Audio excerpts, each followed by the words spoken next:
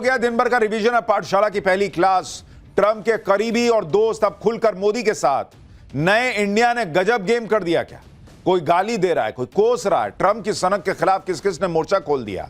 PM Modi की mother of all deal में ऐसा क्या है जो ट्रंप के टैरिफ का भूत बना देगा?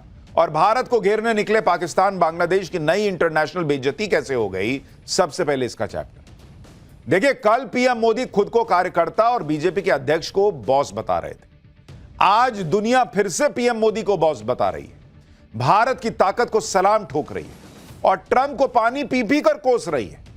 जो ट्रंप भारत पर टैरिफ लगाकर मोदी को घेरने निकले थे, आज उनके ही दोस्तों ने उनका चक्कर घिन्नी बनाकर छोड़ दिया है और मोदी मोदी कर रहे हैं। ट्रंप के दोस्त यूरोप के नेताओं ने तो ट्रंप के खिलाफ खुली जंग का ऐलान कर दिया है। दोस्ती की दीवार गिर गई। था ना एक ऐड था कि ये दीवार गिरती क्यों नहीं भैया, वहां दीवार बची ही नहीं, सब गिर गया धड़ धड़ धड़। अब तो यूरोप और बाकी देश ट्रंप के साथ आर पार के मूड में। लाओ देख लें बहुत हुआ तुम्हारा। लेकिन कहानी का दूसरा पार्ट यह है कि ट्रंप से लड़ने के लिए सब मोदी और भारत के सहारे के साथ खड़े। जो देश कल तक अमेरिका का लिहाज कर रहे थे, ट्रंप को मना रहे थे, उनके सब्र का बांध टूट गया है। ट्रंप ने इतनी ज्यादा अति कर दी बॉस, एकदम माहौल इतना घिना दिए कि अब अमेरिका के दोस्त देश जो हैं, पुराने सहयोगी, सब खुल के ट्रंप के खिलाफ बोलने लगे। आप देखिए कि स्विट्जरलैंड के दावोस में इस वक्त दुनिया के बड़े बड़े नेता पहुंच रहे हैं क्योंकि सबसे बड़ा आर्थिक मंच सजा हुआ है। वो मंच एंटी ट्रंप देशों का अड्डा बन गया है। उस मंच से बड़े बड़े नेता आकर ट्रंप की दादागिरी की धज्जियां उड़ा रहे हैं। दावोस के मंच से फ्रांस के राष्ट्रपति मैक्रोन ने कह दिया, अरे बॉस ये गुंडागर्दी नहीं चलेगी। कनाडा के पीएम ने कह दिया कि दुनिया में अब अमेरिका की चौधराहट नहीं चलेगी। डेनमार्क के पीएम कह रहे हैं कि ग्रीनलैंड पर कोई ब्लैकमेलिंग नहीं चलेगी। डेनमार्क के एक सांसद ने तो ट्रंप को खुले संसद में गाली दे दी भाई। उधर यूके, फिनलैंड और नॉर्वे ने प्रतीकात्मक तौर पर ग्रीनलैंड में अपनी सेना के जवान भेज दिए। अमेरिका के अंदर भी ट्रंप का विरोध शुरू हो गया है। कैलिफोर्निया के गवर्नर ट्रंप की यूरोप की नीति को कूटनीति नहीं बल्कि मूर्खता बता रहे हैं। यानी ट्रंप के खिलाफ तगड़ा बवाल मच गया है। ट्रंप के खिलाफ सब एकजुट होने लगे हैं। यूरोपीय देश न नेटो का लोड ले रहे हैं, न ट्रंप की टैरिफ वाली धमकी को मान रहे हैं। और यह सब इसलिए हो रहा है क्योंकि यूरोप को भारत के तौर पर एक नई आर्थिक ताकत मिल गई है। यूरोप को भारत में सबसे भरोसेमंद पार्टनर दिख रहा है क्योंकि भारत इस वक्त दुनिया की सबसे तेजी से बढ़ती अर्थव्यवस्था है। ट्रंप से आर्थिक युद्ध में यूरोप के लिए भारत से डील ही सबसे बड़ा हथियार बन गई है। वो डील जिसे यूरोप के देश मदर ऑफ ऑल डील बता रहे हैं। लेकिन यह मदर ऑफ ऑल डील है क्या? जो दुनिया का बाप अपने आप को मान रहे अमेरिका को चोट पहुंचाएगी। और उसमें ऐसा क्या है जो ट्रंप के टैरिफ वॉर का भूत बना देगा? आज आपको बताऊंगा क्यों ट्रंप से उखड़े देश इस वक्त नरेंद्र मोदी की तरफ देख रहे हैं। कैसे यूरोपीय संघ में शामिल देश एक एक करके भारत के चक्कर लगा रहे हैं। यह सब आपको बताऊंगा। और इस बदलते वर्ल्ड ऑर्डर के बीच भारत के सम्मान की गूंज तो आपको सुननी ही चाहिए। लेकिन पाकिस्तान की कैसे भयंकर बेइज्जती हुई है, बांग्लादेश की कैसे भयंकर बेइज्जती हुई है, यह भी दिखाऊंगा। लेकिन सब विस्तार से बताऊं उससे पहले एक झलक देखिए।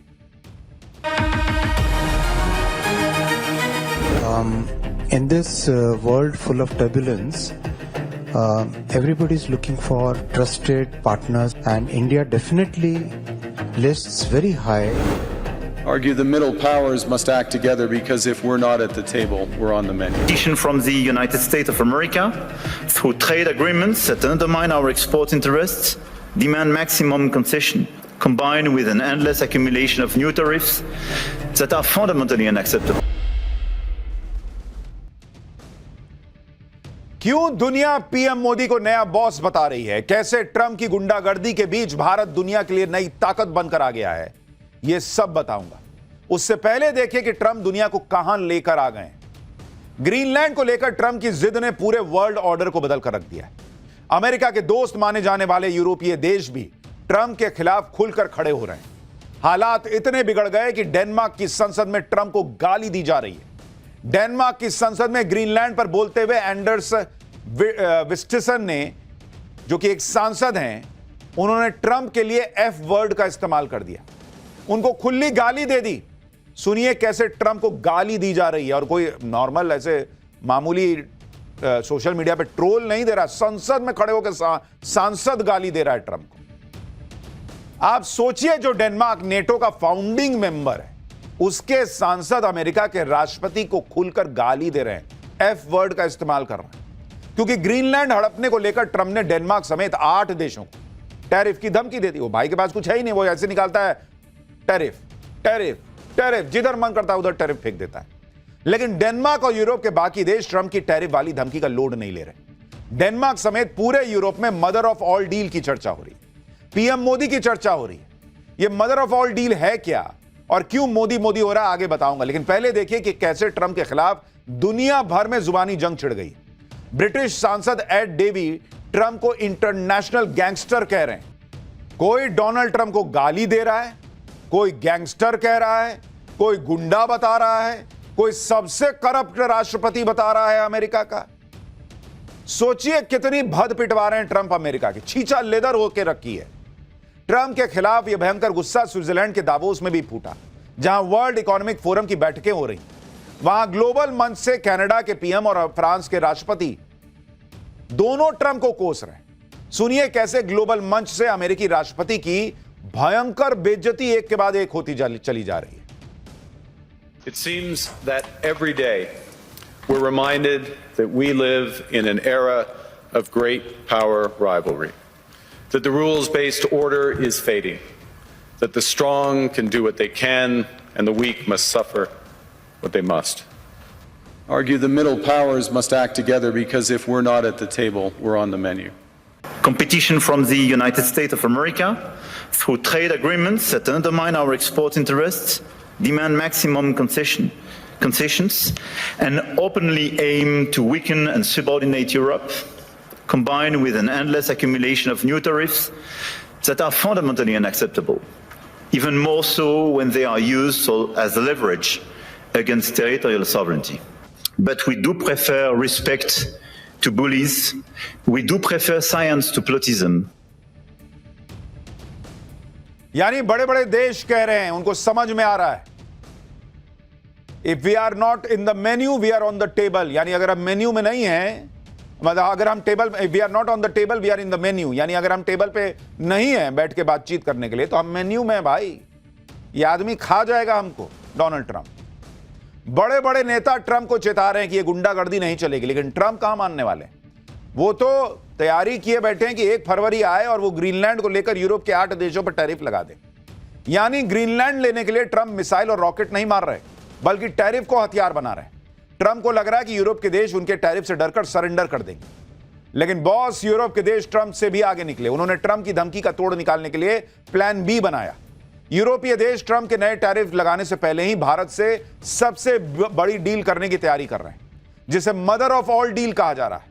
भारत और यूरोपीय यूनियन के बीच जो मेगा डील होने वाली है, उससे पहले ही यूरोप के देश भारत के चक्कर लगा रहे हैं। पहले पोलैंड के विदेश मंत्री भारत आए थे, अब स्पेन के विदेश मंत्री भारत आए हुए हैं और खुलकर कह रहे हैं कि दुनिया में मची उथल पुथल के बीच स्पेन को भारत जैसे देश पर भरोसा है।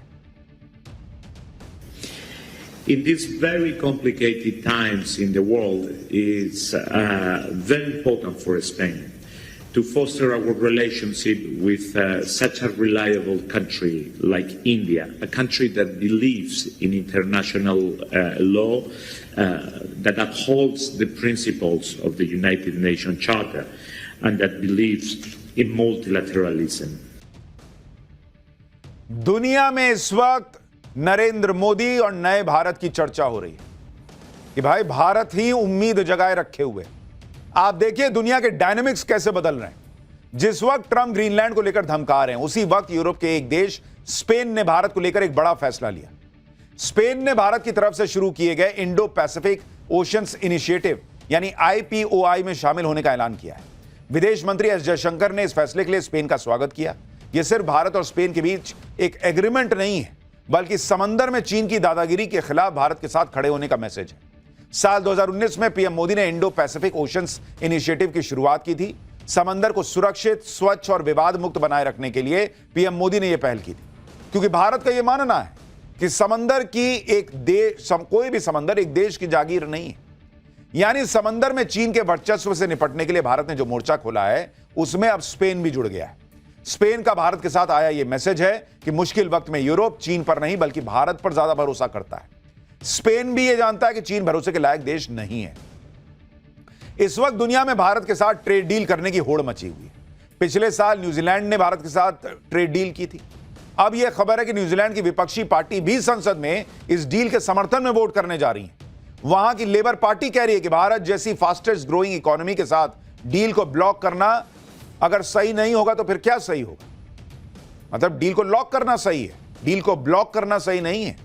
आप सुनिए कैसे न्यूजीलैंड के पीएम भारत के साथ डील के फायदे बैठ के गिना रहे हैं, फिर आपको बताता हूं उस मदर ऑफ ऑल डील में क्या है।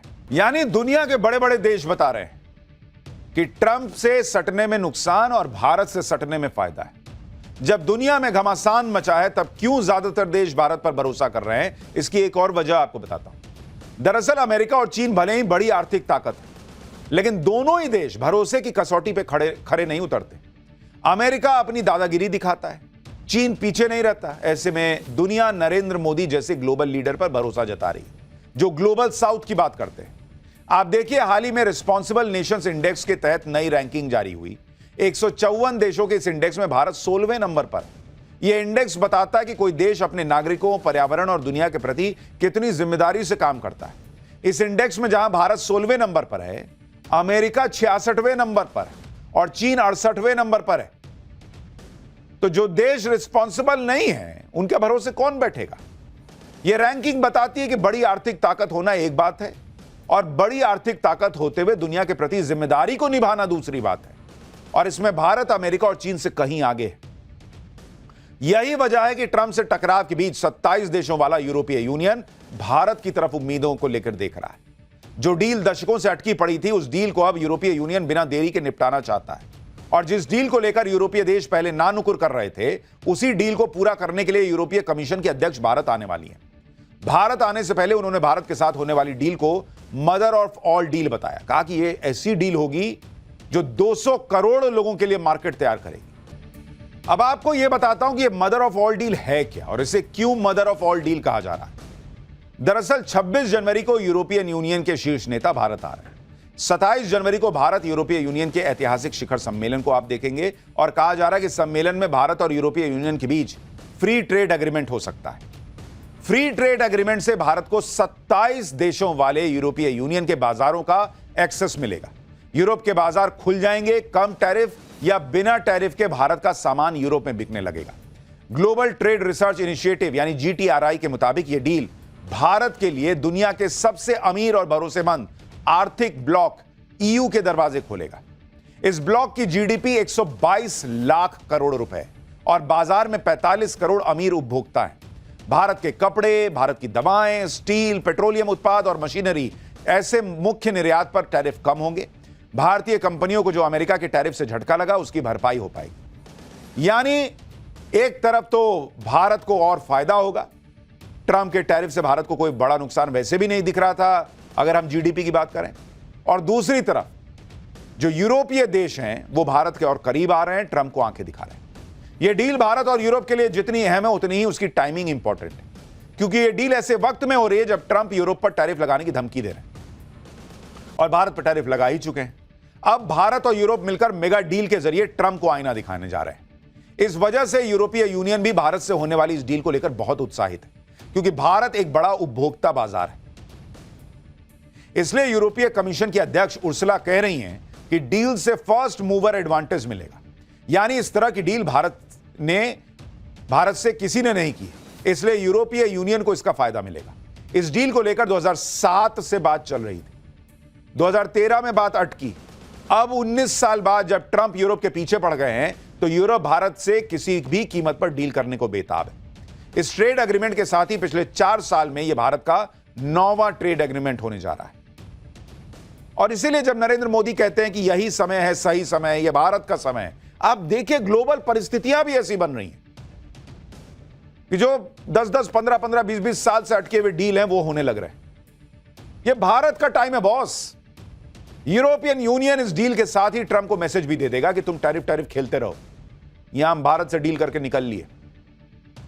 भारत से डील में सबको फायदे का सौदा दिख रहा है, क्योंकि दुनिया भर के अलग अलग सर्वे, रिपोर्ट, रैंकिंग हर कोई कह रहा है भाई कि नरेंद्र मोदी के भारत में अगर आप इन्वेस्ट कर रहे हैं तो आपकी तरक्की की गारंटी है। और भारत की तरक्की के साथ दुनिया जुड़ना चाहती है, क्योंकि युद्ध के माहौल में जहां दुनिया के बाकी देशों में सरकारें टिक नहीं रही, महंगाई से देश परेशान है, उस दौर में भारत की कंपनियां अपने ग्रोथ को लेकर निश्चिंत हैं। आप देखिए, पीडब्ल्यूसी ने हाल ही में ग्लोबल सीईओ सर्वे किया। पीडब्ल्यूसी मतलब प्राइस वाटर हाउस कूपर्स, दुनिया की टॉप 4 अकाउंटिंग फर्म में आती है।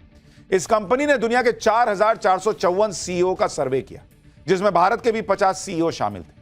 इन सीईओ से ग्रोथ, निवेश, रिस्क को लेकर सवाल पूछा गया। इस सर्वे में 77% भारतीय सीईओ ने अपनी कंपनी की ग्रोथ को लेकर कॉन्फिडेंस दिखाया, जबकि केवल 55% ग्लोबल सीईओ ग्रोथ को लेकर कॉन्फिडेंट थे। इस साल रेवेन्यू में बढ़ोतरी को लेकर 57% भारतीय सीईओ कॉन्फिडेंट हैं, जबकि 30% ग्लोबल सीईओ। इतना ही नहीं, भारत अब दुनिया में अमेरिका के बाद दूसरे नंबर का देश बन चुका है जहां ग्लोबल सीईओ इन्वेस्ट करना चाह रहे हैं। पिछले साल की तुलना में 6% ज्यादा सीईओ भारत में इन्वेस्ट करने का प्लान कर रहे हैं। और हमने आपको पाठशाला में पहले भी बताया था कि कैसे Amazon, माइक्रोसॉफ्ट, गूगल जैसी कंपनियां भारत में बड़े निवेश का प्लान कर रही हैं। भारत की इसी आर्थिक ताकत की वजह से high profile world economic forum में भी भारत की आर्थिक ताकत दिख रही है। आज की डेट में पीएम मोदी ने भारत को वो ताकत बनाकर रखा है जो अपनी शर्तों पर डील करता है। अपने हितों से भारत कोई समझौता नहीं करता, फिर चाहे सामने यूरोप के देश हो, अमेरिका हो, कोई हो भाई।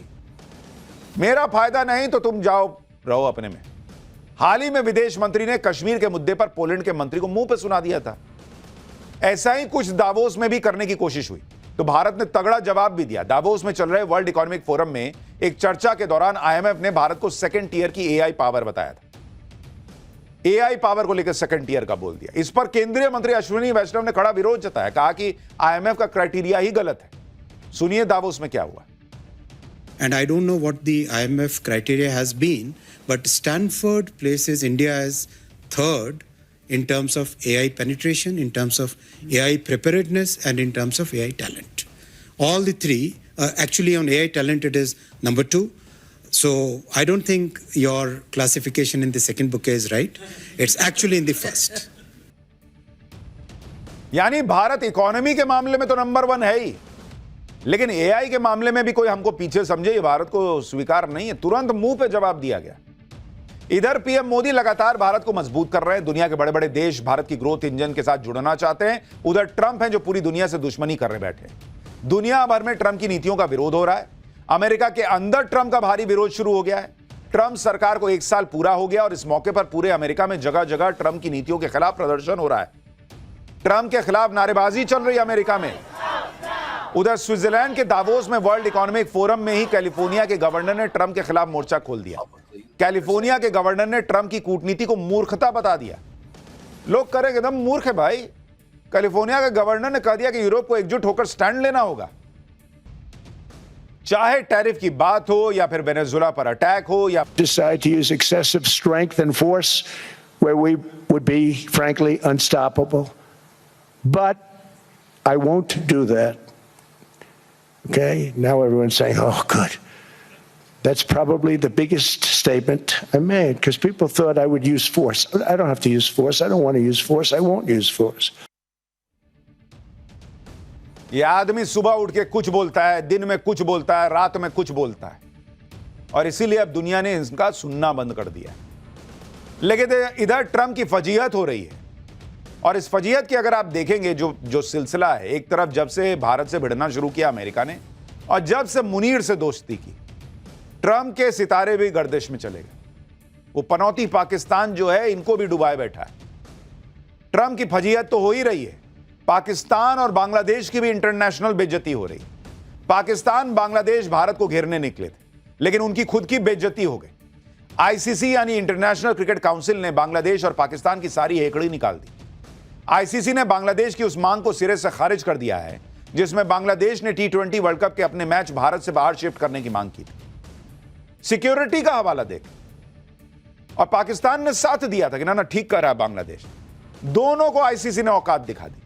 आज आईसीसी की बैठक हुई, बांग्लादेश के मैच शिफ्ट करने की मांग को बहुमत से खारिज कर दिया गया। बांग्लादेश के अलावा सिर्फ पाकिस्तान ने मैच शिफ्ट करने के प्रस्ताव के समर्थन में वोट किया, जबकि आईसीसी बोर्ड के बाकी 14 सदस्यों ने बांग्लादेश के प्रस्ताव को उठाकर डस्टबिन में डालने की बात कर दी। इस बैठक के बाद आईसीसी ने बांग्लादेश क्रिकेट बोर्ड से साफ कर दिया कि वो इस फैसले की जानकारी अपनी सरकार को दे दें। यह सब नहीं होगा, खेलना तो इंडिया में खेलो। साथ ही आईसीसी ने बांग्लादेश को कह दिया कि 1 दिन की मोहलत दे रहे हैं, अगर मन बनाना है तो बनाओ। सिक्योरिटी असेसमेंट में सामने आया कि बांग्लादेश के प्लेयर्स, मीडियाकर्मी, ऑफिशियल्स और फैंस को भारत में कोई खतरा नहीं है।